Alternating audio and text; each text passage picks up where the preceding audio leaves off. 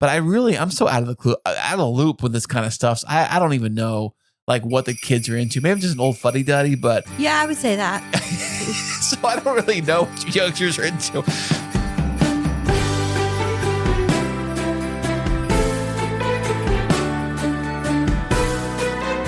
From the couple who put the Kris and Kris Kringle, the K2 Studios proudly presents a Christmas extravaganza brought to you by the world famous Kris and Kristine Show.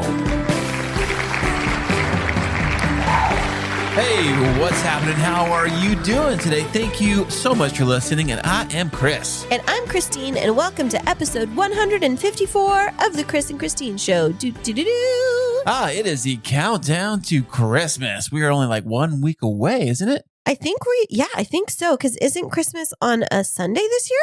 Yes, it is, and I actually have weekends off, so yeah, I get Christmas off, which kind of sucks if Christmas falls onto like a weekday I normally would work. They would just have me work it like a normal, job. I mean, I know you guys get spoiled. You get Christmas off whenever it's off, but Okay, wait. So you get Christmas Day off. Are Christmas Eve and Christmas Day holiday pay?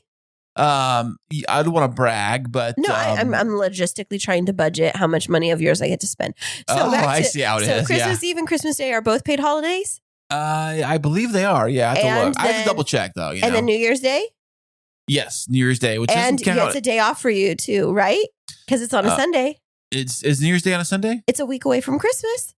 Oh, babe, look at this! You get Christmas Eve, Christmas Day, New Year's Eve, and New Year's Day off this year. That is a miracle. That's a Christmas miracle. I know. We are winning in life right now. This is like maybe the first time in our entire relationship where we've had all 4 holidays off together. That's amazing. It's incredible. Although we did not have Thanksgiving off this year together. That is very true. I had to work it and I missed out on everything. You did. And I just was mourning the absence of your presence here all day. But we did have family over. So now that I realize this, we actually get to have plans. That's amazing. I'm a horrible planner. No, but I get to think getting to have you home for Christmas Eve and Christmas Day. That's amazing. That's so exciting. It is very exciting. That's why, when I plan out the calendar for the year before, I was looking at 2023's calendar. I was like, wait a second, because I keep the same schedule. My days off are Saturday, Sunday, and Monday.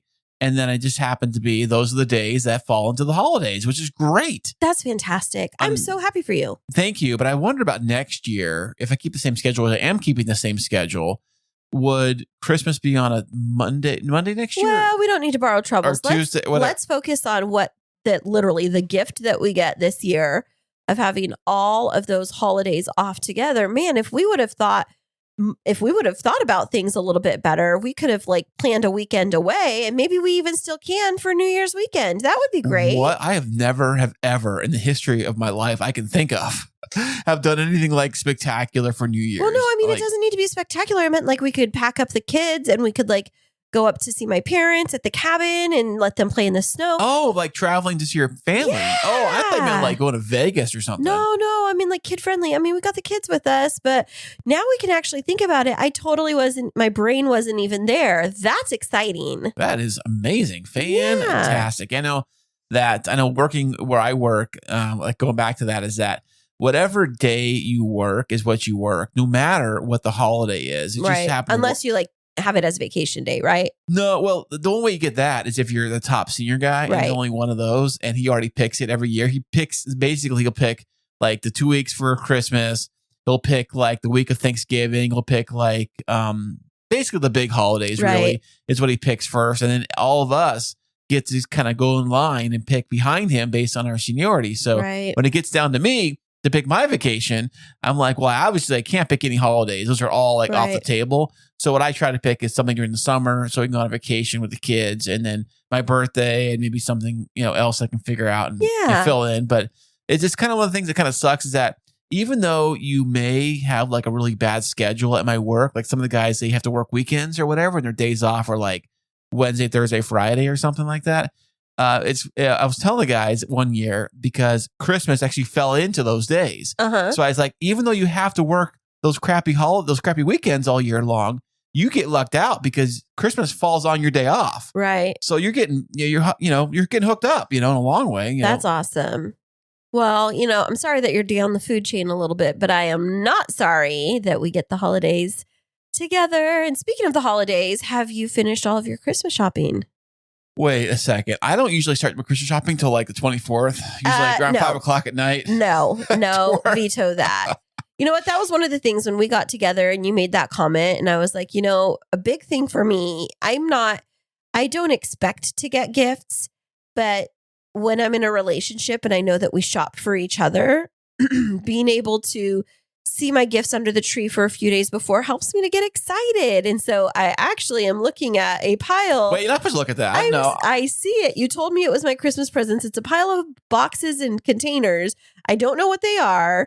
But I don't know what they are either, to tell you the truth. That's why I gotta go through them. I mean, we're here in the office, so they're not wrapped yet. They're just in, cardboard. Well, it's what Amazon delivers them in. Yes, exactly. Well, but they all have my name on them, so I don't know what's in them. So I have to go through them one of these days, and I'm gonna get some wrapping gear. I'm gonna go to town. I'm gonna have some Christmas music on here, probably K2 radio playing with the Christmas jams, and I'm gonna be wrapping all these gifts up. That really gets me in the mood. I love that. Is when I play the Christmas music while I wrap gifts. It's like really how I get into it. It's a thing I do every year, and I always postpone it till the very last minute because I usually am a little too busy running around doing stuff and but this work. Year you're not, because you're going to wrap them tomorrow, right? Or if I don't make it tomorrow. No, you're going to wrap them tomorrow, right? I'm saying if I don't make them tomorrow. But you're going to wrap them tomorrow, right? I'm saying yes, but and Chris, you're going to wrap them tomorrow for me, right? Yes. Thank you. No if. You're going to wrap them tomorrow for me so I get a whole week of seeing them under the tree, right? Sure, why not? Yes, you're going to wrap them for me tomorrow. So Christmas is actually less than a week away? No, it's a week. Well, this episode is going to come out either tonight or tomorrow. So it'll be on the 1 week countdown because it is currently Saturday night, just 1 week prior to Christmas. And, it's been interesting because down in San Diego, it's different. When you live in different types of climates around Christmas, sometimes it's hard to feel like it's winter. And in San Diego, our winter is like super mild. I was seeing this post. I think maybe even you had put it up on like Instagram or whatever. And it was like talking about people being like very upset about the weather and it being too cold. Like they called themselves weather wusses. Like if it was below 75 degrees, then they were like, it's freezing in San Diego. But then if it's like 80 degrees or more, then they're like, oh my gosh, it's so hot. So like, to live in San Diego and to be perfectly happy, you need it to be like an absolutely perfect, like 73, 74 degrees, except for during Christmas week, which I do like for it to be a little chilly so it feels like Christmas. I like the cold too. Unfortunately, I don't like being in the cold. Like I think I'm allergic to a couple things. One of them, work. Work. I'm allergic washing dishes, cleaning around the house, picking up after myself, going to get the mail. What else am I allergic to? Helping Kristine with anything. But I'm also allergic to the cold. I cannot stand the cold at all. I mean, I am like I always tell Kristine when I'm in bed, I have to get into like the fetal position. You said it correctly. Thank you. Fetal position. What do you normally call it? The fetus position? Yeah, I get into the fetus position and like fetal position. I ball up like a little ball and I'm like got all these blankets on me. I'm so freaking cold. Well, part of that is that you have like 0% body fat on your body. You're very trim. You always stay very trim. And you've said things before like, oh, my weight, da-da-da. I'm like, dude, I can't even pinch an inch on you. What are you talking about? All this flab right here, baby. No, you don't. But I could totally get that you're pretty trim. You work outside in the cold. Oh, it's freezing evening. Cold, and I'm bundled freezing up. Cold in San Diego is 51 degrees. Come on, be real. Actually, last night, I swear, the temperature on the truck told me it was like 45 one place. Yeah, and then back where my parents are, it's like in the 30s, and if you go up to their cabin, it's like in the 20s. Yeah, but you're not working outside all night long in that. That is very true. So it does get very cold. And hey, speaking of crazy things working last night, I went to a brand new gas station last night that they gave us, and it happened to be like right next to the San Diego airport. Oh, wow. Like so close that as I'm delivering the gas, all of a sudden, I hear this rumbling sound. I look up, and this jet airplane is like almost landing on my head. Wow. Because it lands like right over because it has to pass over the station and like touch down right across the street. So it goes right over me, and it touches down. I could see it every 5 minutes. A new airplane was landing. Wow. And then I saw like a little tiny airplane coming across, like, like one of those private ones? Yeah, but it was like a private jet. So it was smaller than the other one, than the regular like Southwest or whatever. But it was so cute, like big one. The little tiny one comes by. It's so kind of cute. Well, because they have right next to the San Diego airport, it's like there's one big runway, but you have like if you're looking at it from the gas station side where you were, like facing the back of the airport, on the left-hand side, you see like the terminals, but on the right-hand side, there is a private terminal for private jets. And so I think I did see that building. Yeah. Yeah. So you actually, when you're flying private, you bypass the whole airport. You go to this other side, you check in, security is totally different. There's a little waiting room, and there's, maybe 15, 20 people. And, waiting for their different private jets. Do they even have like a TSA at the private place? I don't know. Because they're private jets. So I'm guessing they do because they're still part of FAA or whatever. Yeah, like they're still being transported. But I think that it's different where they still have to like look into your bags and all of that. But I mean, when you're flying a private jet, it's like your own car. I don't know. Yeah. It's like your own plane. It's like a shared Uber. I mean, depending on if you share so you're it. not really like, it's your own thing, I would think. I wonder if there is any kind of security check. It's just like a walk-on kind of a deal. Like when I flew the airplane with Jacob, we flew out of the small airport around here, and it was just like a show. It was like an old-time airplane ride. Just give you a ride around the city for like 20 minutes. Oh, like an air show? Yeah, kind of like that, what it was. And it was an old-time. The airplane actually, I don't know what it's called, but I think it's called the Ford something or other. It was the same airplane they used. Wait, you chose to get into a Ford airplane? I know, it's crazy. It's a classic airplane. It's from the movie Indiana Jones. The plane they used in Indiana Jones movies, like the first one and the second one. And it was that kind of that exact plane. What's it called? Ford something. Anyways. So we rode a ride on that around the city. It was so cute. As we were flying up, Jacob was so little, and he's like waving to everybody from above, like they can see him or anything like that. But they can't see you. We're up there flying around. If only he was that little and sweet still. I know. They grow up so fast. They grow up from sweetness to, sass. But when we did that, we signed a little waiver or whatever. It was no TSA. There was no it was like a Cessna you're getting into kind of a thing. Yeah. So it wasn't like a standard airport check-in kind of deal.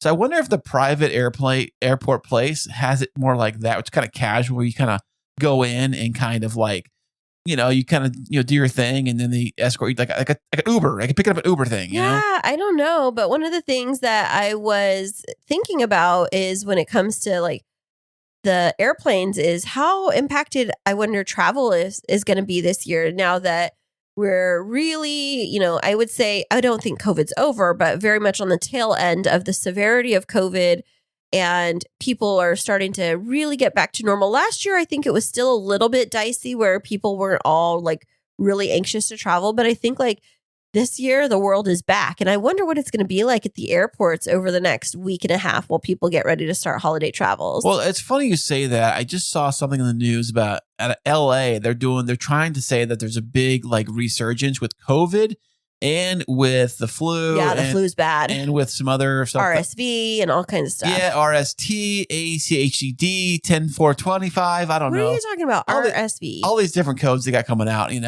Anyways, they want you to mask up, like triple mask, like right now. And people are like, I'm kind of over it. Yeah. Right now. I think to get people to mask up again is like, I don't know if they're going to do it. I don't know. I wasn't worried about that as much. What I was going to say is the thing that I always think about is when people are getting ready to travel, like to go see family, the complication of having to pack presents.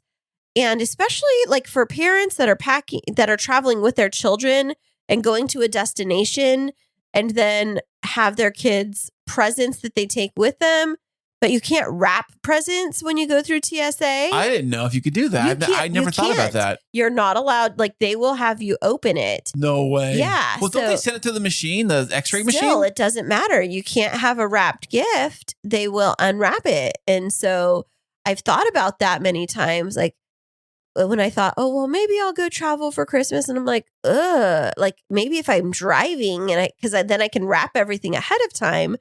And when I lived down here, when I first moved down to San Diego and Ezekiel was still living up with his dad, and I was trying to figure out like the holidays, I didn't have you and I didn't have our family down here. I would go back up to Kingsburg for every Christmas. And I would seriously debate on like, oh, am I going to fly? And every time it was like, well, if I fly, I have to unwrap everything and I have to carry everything in my suitcases, which means it leaves like no room for my clothes. Well, why don't you just ship the stuff? I mean, that would have been smart. But then I always worried about like, oh, is it going to get there in time? So I would end up driving and everything would be wrapped and I would take it that way. And, that's kind of the way it was. I'm grateful that I'm able to stay put on the holidays, but I will say I really do miss my parents and my sisters and my nieces and nephews on the holidays because my family growing up, we were always together. Everybody was together on the holidays. And it's just like a very loving and fun time and no drama.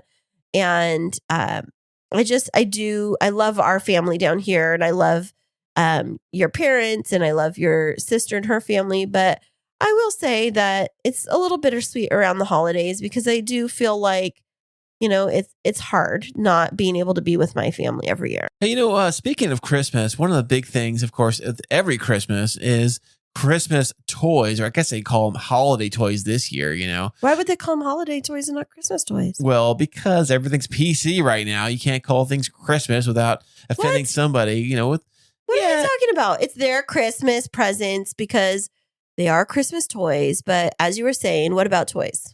Well, every single year, I remember growing up, there's always like the big hot, like this item. Like, remember when the stores were like selling out of whatever the hot item was, and like people were like fighting each other in the streets. They made Wasn't there an Arnold Schwarzenegger movie about that? Yeah, Jingle All the Way. Yeah, what were they fighting over? It was like a Rocket Man or something? Yeah, I don't remember the actual like character's name, but it was like a rocket doll. Rocket Doodle Do. Didn't he like dress up as him or something to try and get into the parade? I don't know. I remember like bits and pieces of it. Yeah, Sinbad was the other character. The other dad, who wanted the toy for his son. I guess the last one or whatever. It was so funny. I remember on the movie, they had this thing where they had to do this radio show contest thing. They both show up at the station. They're trying to do some kind of goofy thing. And I think it's how Schwarzenegger ended up in the costume to do some kind of parade thing or something like that. Wow. Well, I don't know if there was ever a year as a kid that I was into a specific hot item that was not able to be purchased. But one of the things I do think about is how much different life must have been for our parents pre-internet when they had to deal with the new hot item. And, one of us would come home from school and be like, oh my gosh, I have to have this. Oh, I know. Absolutely. So on this episode today, we are going to go over some of the hottest toy items in the past century, I guess, for the most part. And we'll be back with those right after this. Are you in the middle of wedding planning and feeling overwhelmed? There's no need to fret, my friend. Kristine Smith Designs is here to rescue you. Offering wedding planning, coordination, and wedding floral design services, let us help relieve your stress and make your wedding day dreams a reality. Visit us at KristineSmithDesigns.com. That's KRISTINE SmithDesigns.com and request a free consultation. You'll be so glad you did. Okay, welcome back, everybody. And being that it is only a few days away from Christmas, Kris Kringle is in the house. Kris Pringle? Kris Wrinkle. Oh, why not? I'm getting old, so I'm almost... and cranky. So, we'll call you Christmas with the Cranks, which is you. Thank you. Thank you so much. I wear my badge with pride. All right. Well, so before we went to the break, you were talking about that on this episode, we're going to talk about like some of the hot Christmas toy items or Christmas items from years past, from the past century. So I do have a very important question. Is a gasoline-powered car one of the hot ticket items from the past century? Actually, no. This is before gasoline. In the Flintstone days, they had like a rock you can play with. what is that called? Like bedrock or something like that? I don't know. But Pebbles. anyways, okay. So, well, I want to hear. So okay, this comes from People Magazine, and it says this is the 10 toys that have caused the holiday mayhem over the years. Okay.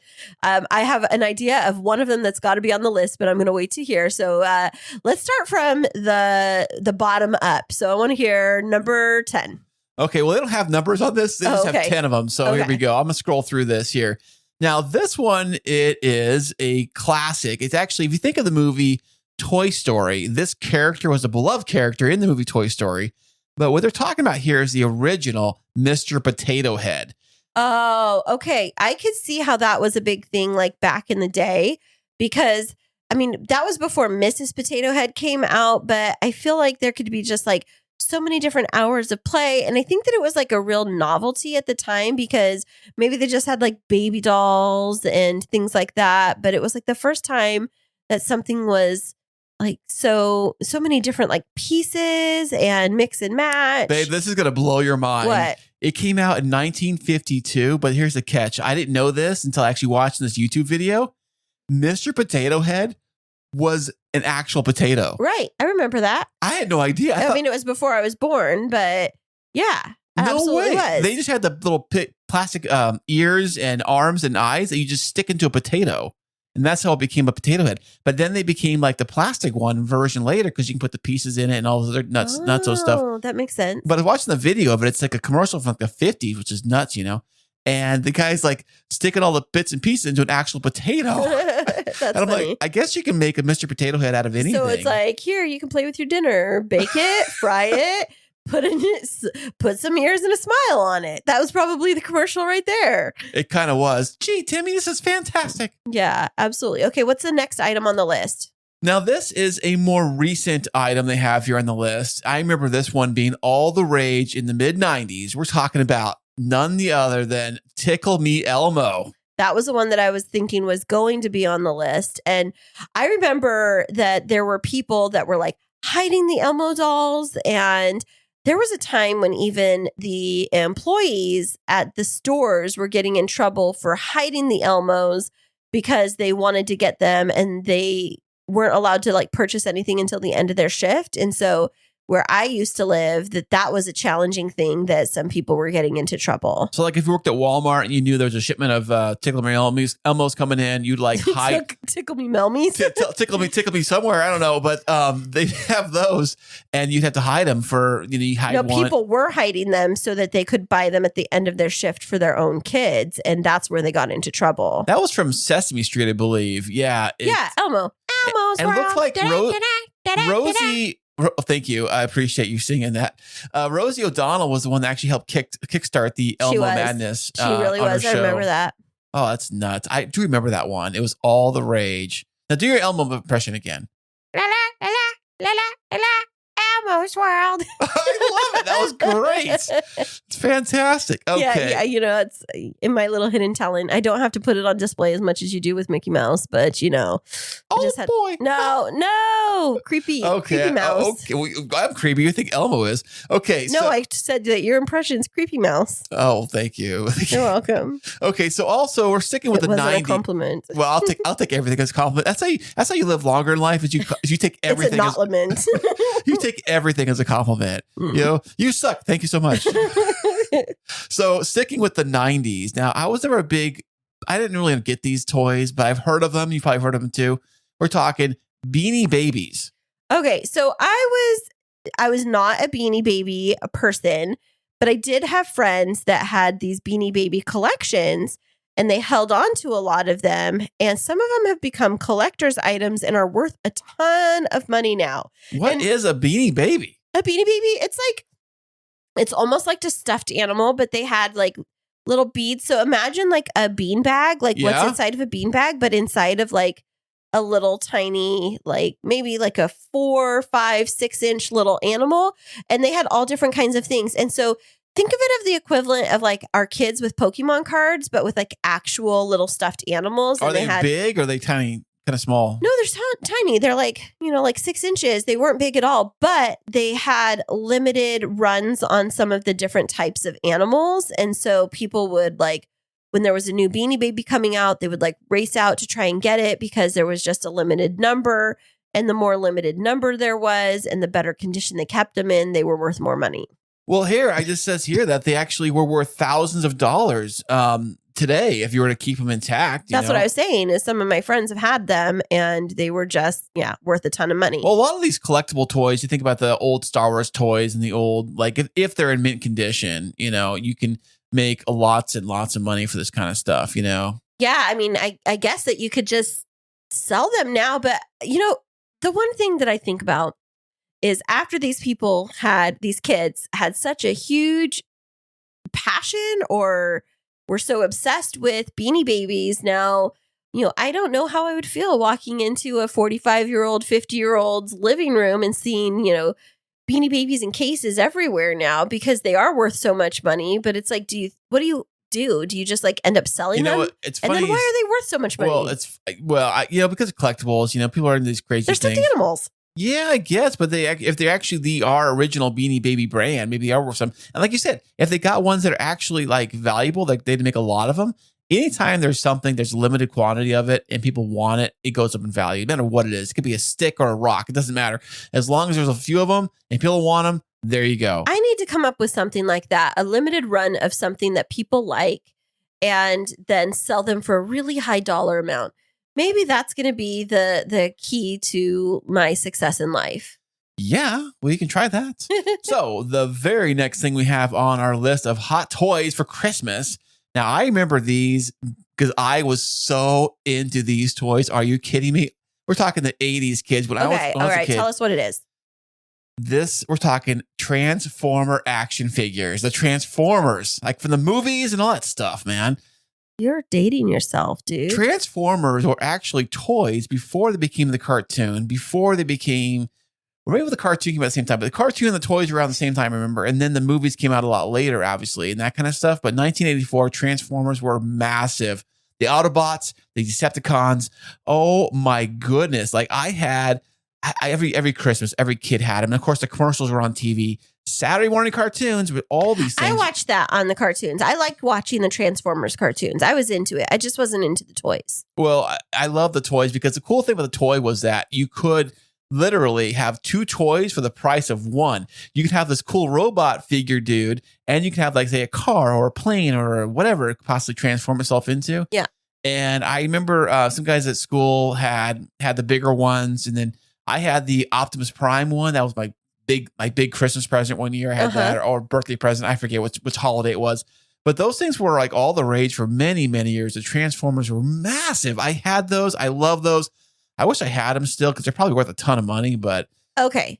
I don't know if my thing is on the list now that you were talking about something that you collected, but do you know that what I used to be obsessed with and collected? What if it's the next thing on this list? You go right ahead. Oh, no, you tell me what the next thing is. The next thing is Furbies. No, Trolls. Trolls is what I was into. The Trolls and Furbies, I think they're the same thing. I don't know. I mean, the Furbies are the little things that they would talk to you. I remember my little sister Courtney got one. Actually, she got two one year. The year that they were big, she got two of them. And I remember, and I was like, what in the world? But the things were creepy, Chris.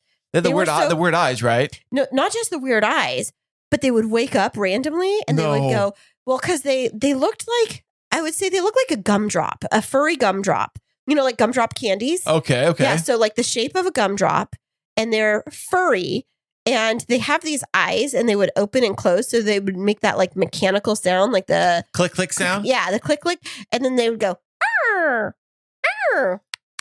Like their eyes would go. Were they robotic, or were they robots? Did they have their own mind of their own, or a personality? Well, they didn't walk anywhere or anything like that. They just like opened their eyes and they would make noises, and then you would pet them, and they would go, and they would make just like weird noises like that. Well, according to this, it says it was the must-have creatures of 1998. They were so popular during the holiday season that the retail price, I'm talking the retail price itself, bumped up from $35 to $100. And think of that in 1998. $100 was very different in terms of what it was worth. Like, I wonder what that is today. I think maybe like $200, $300 maybe? I don't know. I'll have to look up some inflation rates. But I do remember that my little sister did get, I think she got two, but I know for sure she got one. And it was pink and it had like turquoise colors on it. But I remember that thing creeped me out because it would be in her bedroom.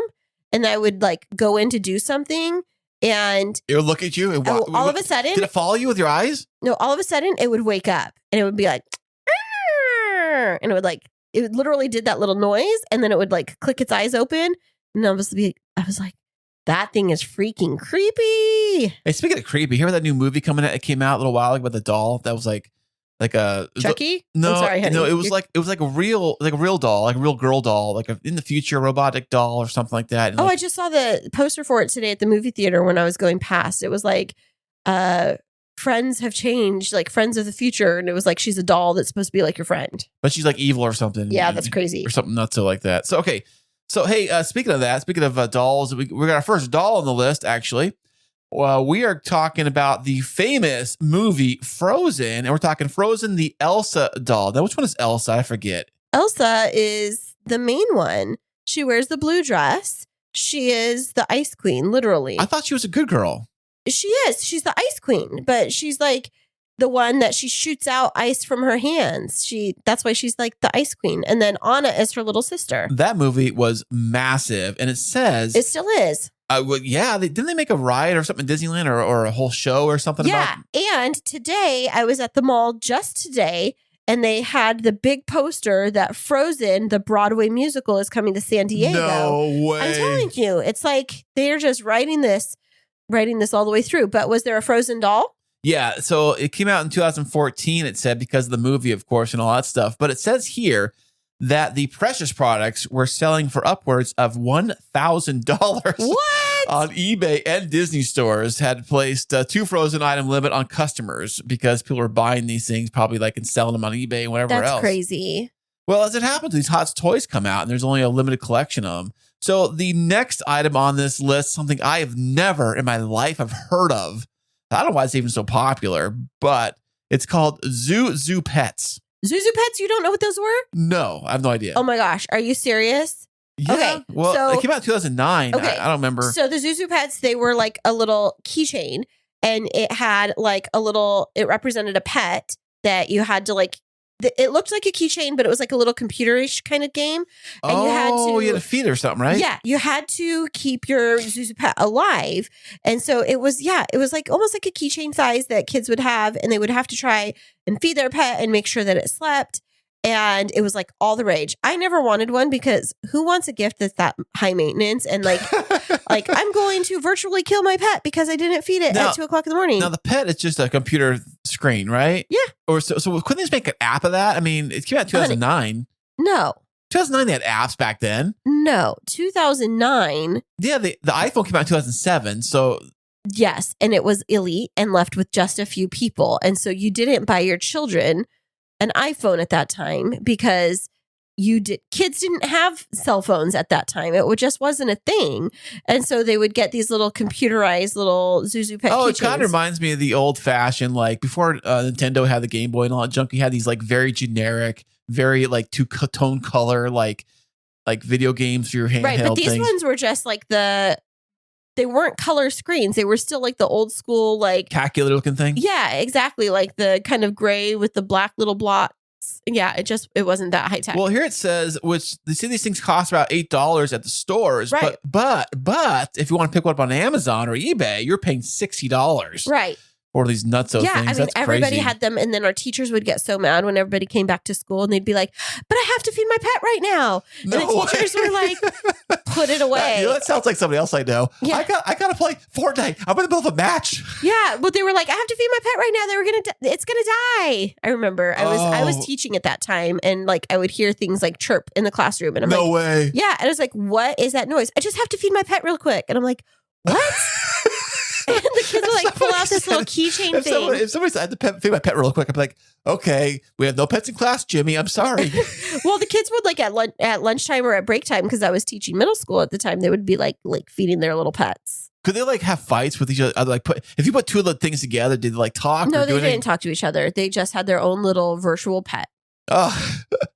Their little virtual pet pixelated in, two-tone color. But all you did was just feed it? Did you do anything else? Feed it, and I would have to look up, but I just look up what the Zuzu Pets were, but I just do remember that they were, you did have to keep them on a schedule, and you had to feed them and put them to bed and things like that.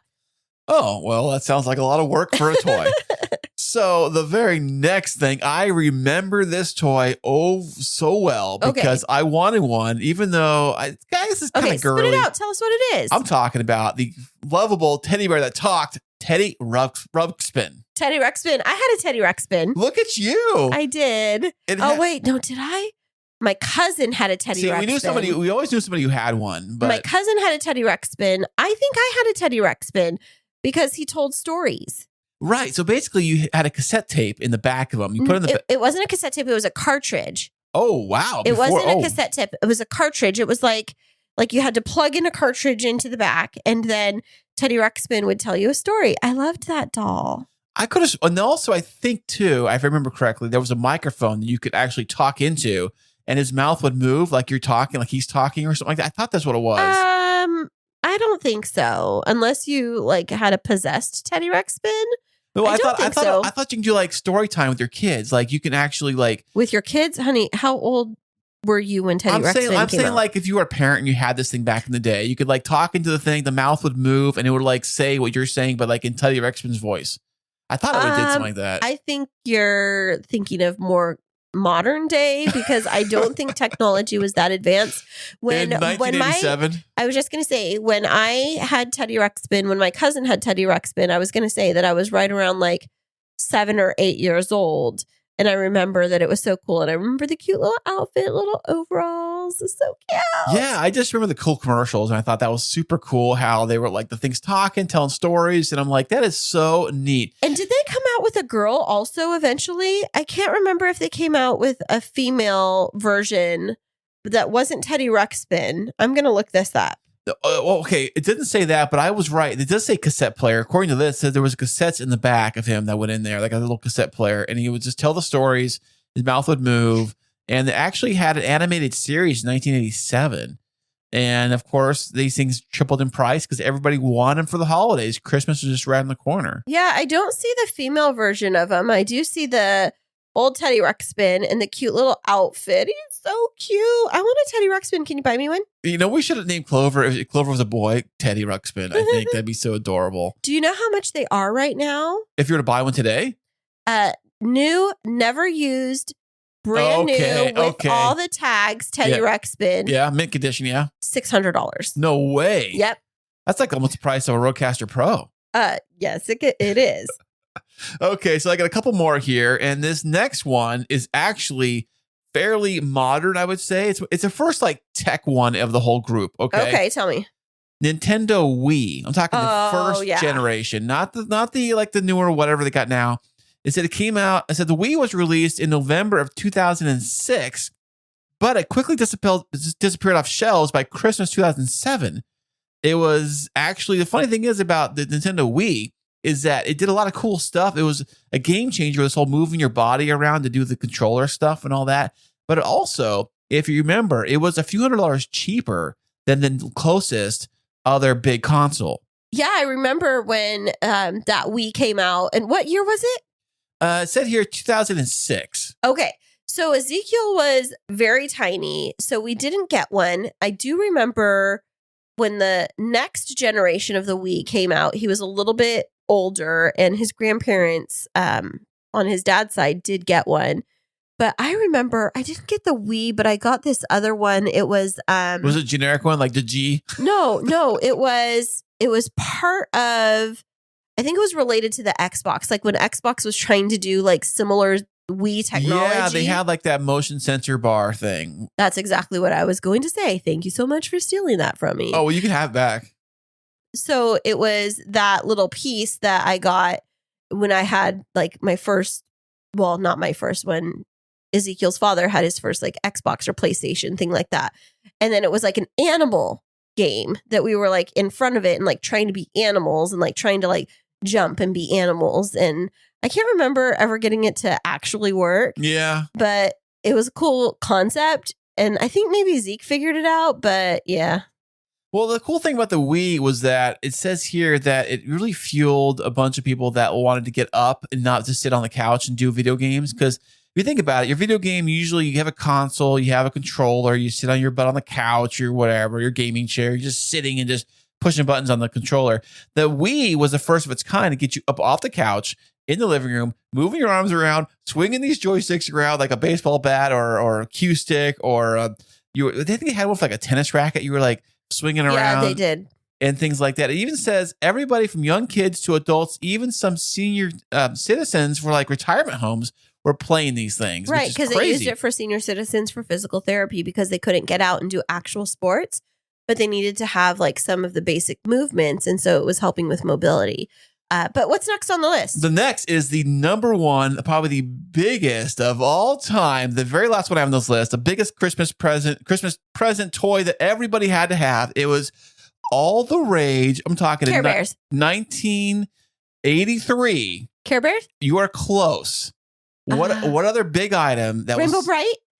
You're My Little Pony. You're in the same wheelhouse. Massive. I'm thinking bigger than that. Okay, just tell me. I'm talking the Cabbage Patch Kids. Oh, yes. Cabbage Patch Kids. Did you have one? I don't think I ever had one that I can recall. I know people did have them going to school. They bring them and they have them and all that crazy And what nonsense. year was that? It said in 1983. Oh, It was probably like the biggest like toy for Christmas of all time, I would think. Because each Cabbage Patch Kid was kind of tailor tuned for each kid. Like they were all different from each other. yeah. Just And like they we still are. have them to this day. They're still Cabbage Patch Kids. They look very different. They're not the same like heavy quality that they used to be. Well, they still do have the Cabbage Patch Kids, but I remember like back in the day, I mean, I guess they came out when I was a baby, so I didn't get one right away. But I remember my sister Kim got one and she had like reddish hair and she loved that Cabbage Patch Kid.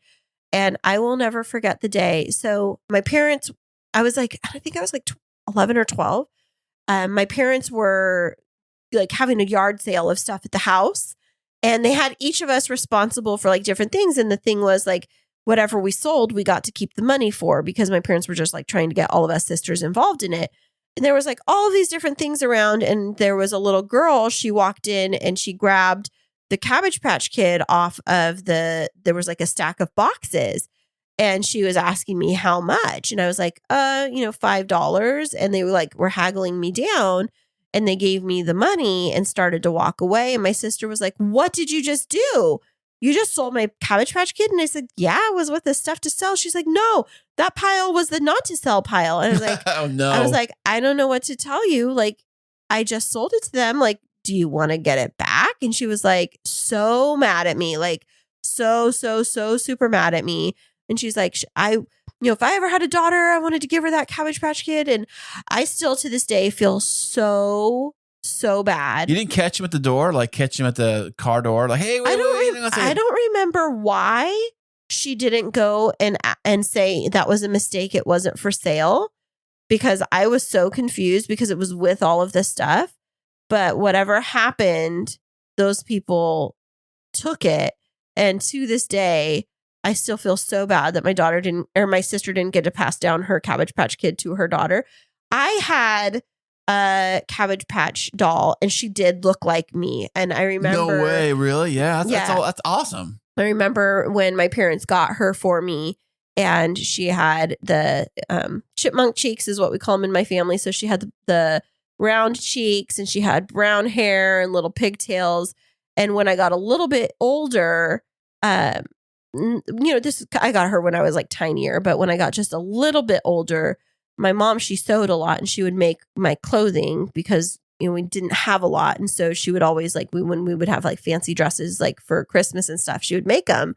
And so she would sew matching clothes for my Cabbage Patch Kid. And that was so cool. Oh my goodness. Now, could you take your Cabbage Patch Kid and you walk around with it in the same outfit? Yes, of course. That was like the whole point. That's amazing. That's so cool. Specifically at Christmas, like we would have matching dresses for Christmas. No way. Yeah. That's my awesome. mom is super talented with like sewing. Like that was the thing is getting fancy dresses from stores when we were little was something that wasn't in the budget. But my mom could take fabric and she would make these dresses with like ruffles and lace. And then they were called pinafores. They look kind of like an apron, but it was like all white. And it's a thing. Like it used to be a thing. Like little girls would wear these pinafores on their dresses. So it was just like, I don't know how to describe it. I'll have to show you a picture, but I would have my Christmas dress with my little pinafore, and then my Cabbage Patch Kid would have a matching one too. And then when I got older,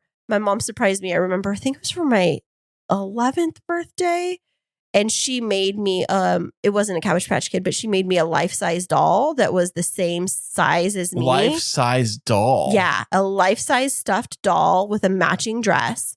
And I named her Brandy, and she was 4 feet tall. No way. Yeah, my mom sewed the whole thing. What about your Cabbage Patch Kid? What was your name for that? You know what? I can't remember what her name was. I think it was Soleil.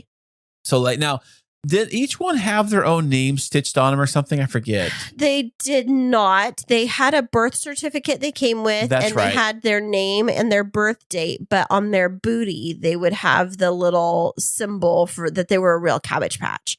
Like you would always look to like you'd pull down their little, because like the little babies, little baby girls, they would have little bloomers, like little white bloomers on their bottom. So you would just like pull it down to make sure that it was a real Cabbage Patch Kid. What do you think was all the rage with that? Because it sounds like it's just a normal doll. So what was so popular about the Cabbage Patch dolls in particular? Well, so one of the things was, I think that for the first time in history, like in our culture, is you started to see dolls with different skin tones and hair tones that were more reflective of the population. And so like growing up, it was really hard to find dolls that had a darker skin tone. Oh, yeah. And so when my second Cabbage Patch, because I bought myself a Cabbage Patch, I'd saved up my money and I got another one.